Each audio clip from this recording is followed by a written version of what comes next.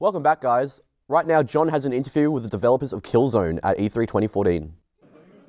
G'day everyone, I'm here with Stephen, the game director for Guerrilla Games, working on Killzone, Shadowfall, Interception, a new co-op DLC, I believe, for the game. Now, we've just had a go at it, and it is absolutely fantastic. I love co-op games. Like, I love multiplayer games. I love that head-to-head combat. What I really love is just queuing up with a bunch of mates, you know, sitting around on the couch and just having a blast like this. So, tell us a little about Interception and what can players expect to see.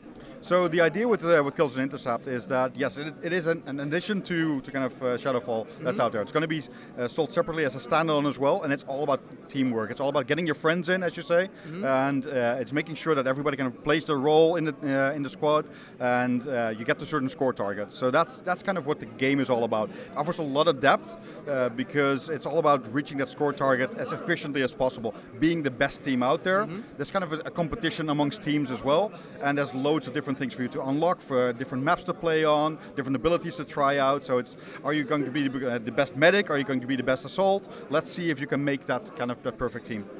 That's really cool. I liked as well that the roles were very varied and each one had their own individual abilities. So, I mean, I personally like to play as the marksman. I always have. I've been playing the Killzone game since the very first one. The only one I've actually yet to play properly is Shadowfall, just on its own. And I've always liked, you know, getting the sniper rifle and looking that Hellgast down the sights and just pop him right in the eyes, right? Go for the red eyes. And of course, you know, we've got a whole bunch of other abilities and stuff like that. I'm just ranting on because how much I love sniper rifles.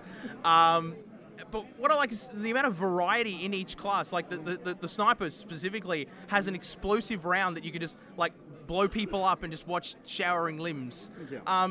Talk about some of the other abilities that other players can use. Yeah, so what we really wanted to do is make sure that if you have a team of 4, that all of the roles are really different and that they stack. So if you have a really good assault player, assault is all about getting to the front lines fast. So he's got a med kit, he can heal up himself, he has speed dash, so he can get to the front faster, and he's got a buddy drone. So we've taken some of the abilities from our multiplayer, and we've adjusted them so they're really unique and tailored towards that specific role. So that's kind of the assault. He's got all of the weapons, he can carry more weapons than the other classes, he can pick up weapons from the battlefield, that's that class.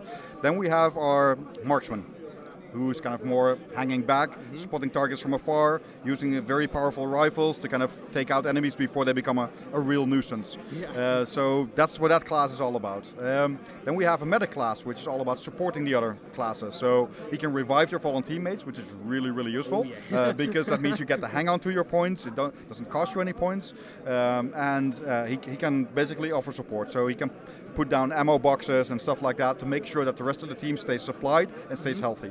And finally, we have my favorite class, which is Tactician.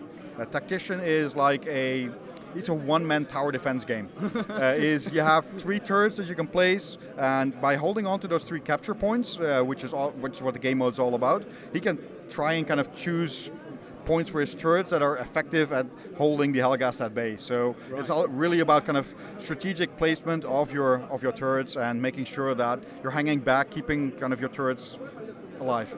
Fantastic. Something that like always really frightens me with the Killzone games is the AI itself and how adaptive the Hellgast are. You were telling me before there's something like a commander or something like that. Can you explain that a little bit more? So what we've done is, obviously we have Bot Zone in Killzone Shadowfall, which is a multiplayer where you play against bots. So we've looked at that and we looked at kind of how that worked, and we said, well, we can turn this into a full-fledged commander system. So what an AI commander basically does is it has a whole host of troops at its disposal. It has kind of teleporting snipers, it has cloaked terrorists, it has guys with shields, it has air support drones. It has bosses from our single-player campaign. And what it can do is it can look at how the battle's going and figure out, okay, I'm going to select these type of guys, I'm going to give them this order. So he's constantly looking at the battle, assessing what kind of tactics work best. He can set them onto a specific target that they need to hit. The target could be a player, the target could be the entire team, the target could be one of the uplinks that you need to maintain. So he's going to constantly kind of see what's happening and try and kind of push you and give you really kind of difficult obstacles to overcome. Teleporting snipers, that's frightening. Yeah, it is. Oh boy, that is really frightening. So we played on one of the maps today.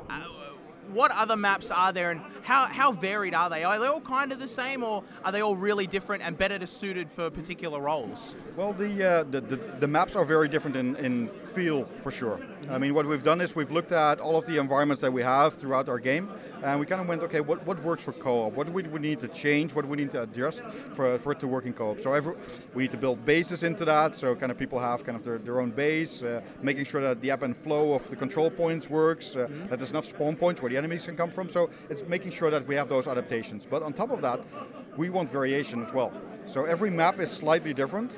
So one is more about close quarters combat, others are more open. So it allows for kind of the marksman really to come into its own. All of the roles will be effective in each of the maps, but some maps are more tailored towards one role or the other. And what we're already noticing, we have 4 maps right now, and they're quite different in terms of challenge. There's one forest map in there, which is particularly difficult. There's very little cover. There's leaves basically all over the place, so it's difficult to read, and there's no cover, and that makes it a very, very different map to play. So that's quite a challenge. So all of the maps have kind of their own challenges, and you can set your own kind of score targets on each of those maps. So you can compare with your mates and kind of going, oh, we're the best team. We managed to get to 3,000 points on this map in 15 minutes. Try and beat that. It's that sort of kind of vibe that's also present in the game.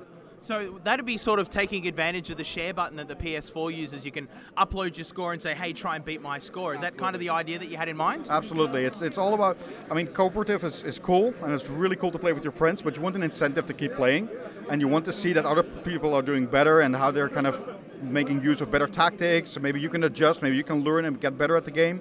There's also progression systems that tie into both kind of your progression as a player, ties into progression of your role, so you can unlock different weapons, you can unlock different abilities. So there's different tiers, there's 6 different tiers that you can kind of play for, so you can be the best medic or the best marksman if you wanted to be. So when you go on to the matchmaking and you get to decide who takes what role, people are going, he's the best marksman, we want him on our team. So it's that sort of stuff that we want happening as well.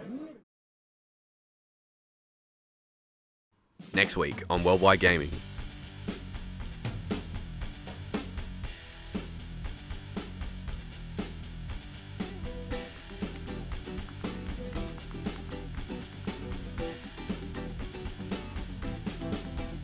All right, but now we have Vince's. It's not Vince. F you, Vince. Get out of here. I'm a little bit hurt, Ryan. I forgot my name. Oh, just because we have blonde hair. Maybe laugh so much, all my food's already gone to my bowels like prairie dogging.